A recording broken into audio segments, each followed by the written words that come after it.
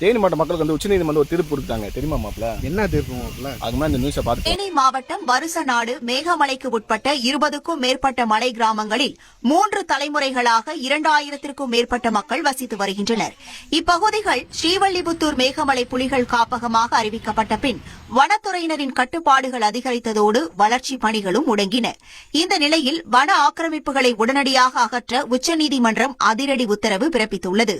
வைகை ஆற்றின் முதன்மை நீர்பிடிப்பு பகுதிகளான மேகமலை வருசநாடு காப்பு காடுகளில் உள்ள 5000 ஹெக்டேர் ஆக்கிரமிப்புகளை அகற்ற மாவட்ட ஆட்சியருக்கு நீதிமன்றம் உத்தரவிட்டுள்ளது.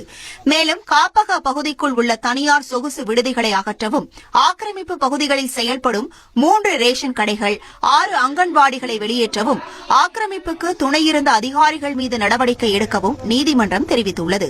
இதன் எதிரொலியாக மாஞ்சோலை தேயிலை தோட்ட பகுதிகள் அண்மையில் வனத்துறையிடம் ஒப்படைக்கப்பட்டன. இந்த தீர்ப்பால் வாழ்வாதாரம் கேள்விக்குறியாகி எந்த நேரத்திலும் வெளியேற்றப்படலாம் என்ற அச்சத்தில் உள்ள வருசநாடு மலை கிராம மக்கள் இந்த தீர்ப்பை எதிர்த்து தமிழக அரசு மறுசீராய்வு மனு தாக்கல் செய்ய வேண்டும் என கோரிக்கை விடுத்துள்ளனர். 3 தலைமை வந்து மக்கள் வசதி பகுதியை வந்து வன ஆக்கிரமிப்பு பகுதின்னு சொல்லி நீங்க அறிவிச்சிருக்கீங்க. இது ஒரு கருத்து என்ன மாப்ள?